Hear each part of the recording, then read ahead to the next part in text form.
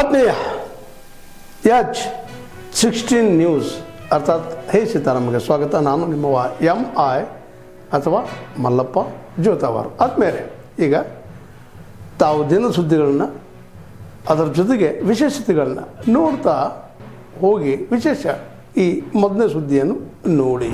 ಯಾರ್ಯಾರು ಎಷ್ಟು ಲೂಟಿ ಮಾಡಬೇಕು, ಅಧಿಕಾರಿದು ಕೊನೆದು ಕೊನೆಯ ಸರ್ಕಾರ ಇದು.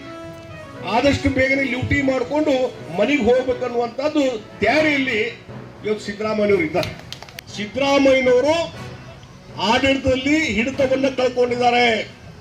ಮಾಜಿ ಮುಖ್ಯಮಂತ್ರಿಗಳಾದಂಥ ಜಗದೀಶ್ ಶೆಟ್ಟರ್ ಅವರು, ರೋಣದ ಹಿಂದಿನ ಶಾಸಕರಾದಂಥ ಕಳಕಪ್ಪ ಬಂಡಿಯವರು ಎಲ್ಲರೂ ಬರ್ತಾ ಇದ್ದಾರೆ. ಬೇರೆ ಹೇಳಿಕೆಗಳನ್ನು ನೋಡಿದಿರಿ.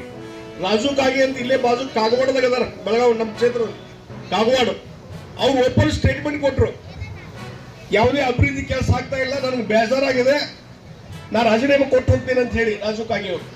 ಈ ರೀತಿ ಹಲವಾರು BR ಪಾಟೀಲ್ ಇರ್ಬೋದು, ಬಹಳಷ್ಟು ಜನ ಶಾಸಕರು ಇವತ್ತು ಯಾವುದೇ ಹಣ ಬಿಡುಗಡೆ ಆಗ್ತಾ ಇಲ್ಲ, ಕೆಲಸ ಆಗ್ತಾ ಇಲ್ಲ, ನಾವು ಜನರಿಗೆ ಏನು ಉತ್ತರ ಕೊಡಬೇಕಂತೇಳಿ ಪ್ರತಿ ಕ್ಷೇತ್ರದಲ್ಲಿ ಇರುವಂಥ ಕಾಂಗ್ರೆಸ್ ಶಾಸಕರು ಹೇಳಾಕ್ತಾರೆ. ಆ ರೀತಿ ಪರಿಸ್ಥಿತಿ ಇವತ್ತು ರಾಜ್ಯದಲ್ಲಿದೆ. ಮತ್ತು ಇದರ ಜೊತೆಗೆ ಸಿದ್ದರಾಮಯ್ಯನವರು ಆಡಳಿತದಲ್ಲಿ ಹಿಡಿತವನ್ನು ಕಳ್ಕೊಂಡಿದ್ದಾರೆ. ಇವತ್ತು ಸಿದ್ದರಾಮಯ್ಯ ಹಿಡ್ಕೊಂಡು DK ಶಿವಕುಮಾರ್ ಹಿಡ್ಕೊಂಡು ಅವರ ಮಂತ್ರಿ ಮಂಡಲದ ಎಲ್ಲರೂ ಹಿಡ್ಕೊಂಡ್ರೆ ಯಾರ್ಯಾರು ಎಷ್ಟು ಲೂಟಿ ಮಾಡ್ಬೇಕಂತ ಲೆಕ್ಕ ಹಾಕ್ತಾರೆ. ಯಾರ್ಯಾರು ಎಷ್ಟು ಲೂಟಿ ಮಾಡಬೇಕು, ಅಧಿಕಾರಿದು ಕೊನೆದು ಕೊನೆಯ ಸರ್ಕಾರ ಇದು. ಆದಷ್ಟು ಬೇಗನೆ ಲೂಟಿ ಮಾಡಿಕೊಂಡು ಮನೆಗೆ ಹೋಗ್ಬೇಕನ್ನುವಂಥದ್ದು ತಯಾರಿಯಲ್ಲಿ ಇವತ್ತು ಸಿದ್ದರಾಮಯ್ಯನವರು ಇದ್ದಾರೆ. ಅತ್ಯಂತ ಭ್ರಷ್ಟ ಸರ್ಕಾರ. ಇವತ್ತು ಕಳೆದ ಬಾರಿ ನಾನು ಪಕ್ಷೇತರ ಅಭ್ಯರ್ಥಿಯಾಗಿ ಸ್ಪರ್ಧೆ ಮಾಡಿದಾಗ ಬಂದಿದ್ದೆ ಇಲ್ಲಿ. ಹೋಗಿ ಅದಾದಮೇಲೆ ಕಾಂಗ್ರೆಸ್ ಸೇರ್ಪಡೆ ಆಗಿವಿ ನಾವು. ಅದಕ್ಕೆ ಈಗ ನಮ್ಮ ಕಾಂಗ್ರೆಸ್ ಪಕ್ಷದ ಅಧಿಕೃತ ಅಭ್ಯರ್ಥಿಯಾಗಿ ಉಮೇಶ್ ಮೇಟಿ ಅವರು ನಿಂತಾರೆ.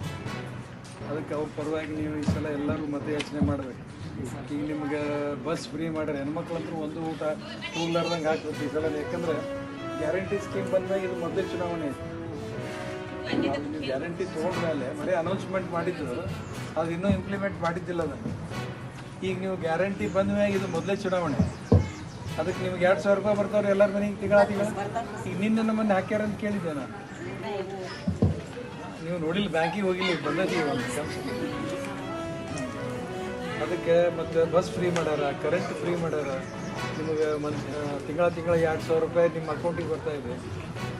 ಅದಕ್ಕೆ ನೀವೆಲ್ಲರೂ ಈ ಸಲ ನಮ್ಮ ಹಸ್ತ ಚಿಹ್ನೆಗೆ ಉಮೇಶ್ ಮೇಟಿಯವರಿಗೆ ನೀವು ಇದೊಂದು ಸಲ ಫಸ್ಟ್ ಎಲ್ಲರೂ ಕೂಡಿ ಹೋಗಿ ನಮ್ಗೆ ಲಾಸ್ಟ್ ಟೈಮ್ ಭಾಳ ಸಪೋರ್ಟ್ ಮಾಡಿರಿ ನೀವು ಇಲ್ಲಿ. ಅದಕ್ಕೆ ಈ ಸಲ ಹಂಗೆ ಮಾಡ್ತಾರಂತ ಅಂದ್ಕೊಂಡಿನಿ. ಅದಕ್ಕೆಲ್ಲರೂ ನೀವೆಲ್ಲ ಹುಡುಗರೆಲ್ಲ ತಿಳಿಸಿ ಕೋಣೆಗೆ ಅಡ್ಡಾಡಿ ಎಲ್ಲರೂ ಕೂಡಿ ಎಲೆಕ್ಷನ್ ಮಾಡಿರಿ ಅಂತೇಳಿ ನಿಮಗೆ ಹೇಳಕ್ಕೆ ಬಂದಿಲ್ಲ. ನಿನ್ನೆ ಸುಮಾರು 9 ಗಂಟೆ 50 ನಿಮಿಷ ಇಂದ 10 ಗಂಟೆ 10 ನಿಮಿಷ ಮಧ್ಯದಲ್ಲಿ ಗದನಕೆರೆ ಕ್ರಾಸ್ ನಮ್ಮ ಕಲಾದ್ಗಿ ಪೊಲೀಸ್ ಸ್ಟೇಷನ್ ವ್ಯಾಪ್ತಿಯಲ್ಲಿ ಒಬ್ಬರು ವ್ಯಕ್ತಿ, ಅವ್ರ ಹೆಸರು ಸಂಗಪ್ಪ ಶೇಖಪ್ಪ ನಲಟ್ವಾಡ್, ಸುಮಾರು ವಯಸ್ಸು 47 ವರ್ಷ, ಅವ್ರದ್ದು ಮರ್ಡರ್ ಆಗಿದೆ. ಅವರು ಅಲ್ಲಿ ಅವ್ರ ಮನೆ ಹತ್ತಿರನೇ ಒಂದು ಲಾಡ್ಜಲ್ಲಿ ಕೆಲಸ ಮಾಡ್ತಾಯಿದ್ರು. ಆ ಕೆಲಸ ಮುಗಿಸ್ಕೊಂಡು ಅವ್ರ ಸ್ಕೂಟಿಯಲ್ಲಿ ವಾಪಸ್ ಬರುವಾಗ ಇಬ್ಬರು ಜನ ಕಾರಲ್ಲಿ ಅವರಿಗೆ ಫಾಲೋ ಮಾಡಿದರು. ಅವ್ರ ಮನೆಯಿಂದ ಸ್ವಲ್ಪ ಏನು 20-25 ಮೀಟರ್ ದೂರ ಅದೇ ಓಣಿಯಲ್ಲಿ ಅವರಿಗೆ ಅಡ್ಡ ಹಾಕಿ ಅಲ್ಲಿ ಇರುವ ಸ್ಥಳೀಯ ಐ ವಿಟ್ನೆಸ್ ಅಕೌಂಟ್ ಪ್ರಕಾರ ಇಬ್ಬರು ಜನ ಆ ಕಾರಿನ ಹೊರಗಡೆ ಬರ್ತಾರೆ. ಅವ್ರದ್ದು ಪ್ರೀ ಪ್ಲಾನ್ಡ್ ವೇ ಅಲ್ಲಿ ಮರ್ಡರ್ ಮಾಡ್ತಾರೆ ಮತ್ತು ಅಲ್ಲಿಂದ ತಪ್ಪಿಸ್ಕೊಂಡು ಹೋಗ್ತಾರೆ.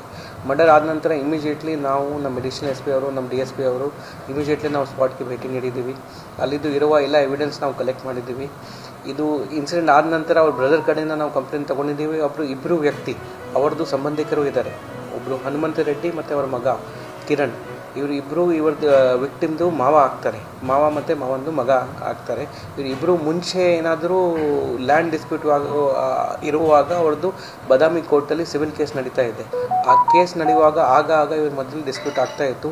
ಅವ್ರ ಬ್ರದರ್ ಕಂಪ್ಲೇಂಟ್ ನಮಗೆ ಸಂಶಯ ಪಡೆದಿದ್ದಾರೆ ಕಿ ಅವ್ರದ್ದು ಕೈವಾಡ ಅಥವಾ ಅವ್ರದ್ದು ಇನ್ವಾಲ್ವ್ಮೆಂಟ್ ಈ ಕೇಸಲ್ಲಿ ಇರಬಹುದು. ಆ ಆ್ಯಂಗಲ್ ಕೂಡ ನಾವು ಎಕ್ಸ್ಪ್ಲೋರ್ ಮಾಡ್ತಾ ಇದ್ದೀವಿ. ಅದರ ಜೊತೆಗೆ ಎಲ್ಲ ರೀತಿ CCTV ಚೆಕ್ ಮಾಡೋದು, ಮೊಬೈಲ್ ಎವಿಡೆನ್ಸ್ ಚೆಕ್ ಮಾಡೋದು, ಅವರಿಗೆ ಮುಂಚೆ ಯಾರ ಜೊತೆ ಟಚ್ ಇತ್ತು, ಆ ದಿನ ಅವ್ರದ್ದು ಹಿಸ್ಟ್ರಿ ಏನಿತ್ತು, ಎಲ್ಲಿ ಹೋಗ್ತಾಯಿದ್ದು, ಯಾರು ಫಾಲೋ ಮಾಡ್ತಾಯಿದ್ದು, ಎಲ್ಲ ರೀತಿ ನಾವು ಕವರ್ ಮಾಡ್ತಾ ಇದ್ದೀವಿ. ಈಗಾಗಲೇ ನಾವು ಮಲ್ಟಿಪಲ್ ಟೀಮ್ಸ್ ಫಾರ್ಮ್ ಮಾಡಿದ್ದೀವಿ.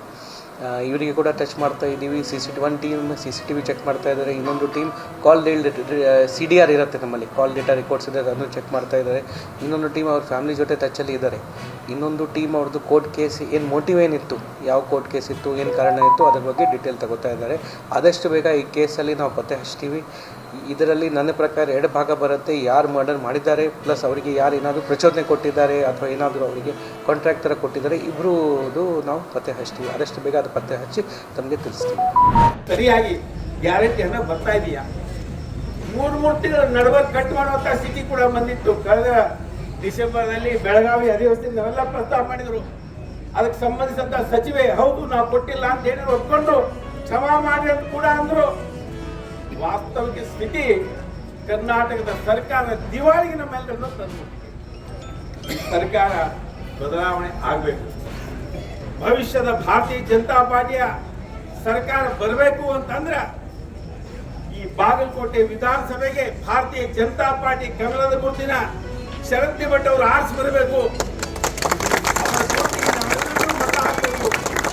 ಬಹಳ ಜನ ನೀವು ಕೇಳಬಹುದು, ಏನು ಅವ್ರು ಆರಿಸಿ ಬಂದ್ರೆ ಸರ್ಕಾರ ಬದಲಾವಣೆ ಆಗ್ತೈತಿ ಇರುವಂತ. ಸರ್ಕಾರ ಬದಲಾವಣೆ ಆಗೋದಿಲ್ಲ.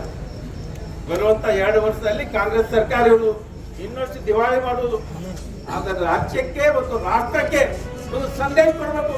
ನಿಮ್ಮ ಆಡಳಿತ ನಾವು ಒಪ್ಕೊಂಡಿಲ್ಲ, ನಿಮ್ಮ ಆಡಳಿತ ಜನ ವಿರೋಧಿ ಇದೆ, ಸಾಲಗಾರರ ಸರ್ಕಾರ, ದಿವಾಳಿಕೋರ ಸರ್ಕಾರ, ಭ್ರಷ್ಟಾಚಾರ ಸರ್ಕಾರ, ಮಂತ್ರಿಗಳು ಒಬ್ಬರಿಗಿಂತ ಒಬ್ಬರು ನಾ ಹೆಚ್ಚು ಹೊಡೆದಿನಿ, ನಾ ಹೆಚ್ಚು ಕಿಸೆ ಕತ್ತರಿಸಿದಂತ ಸರ್ಕಾರ.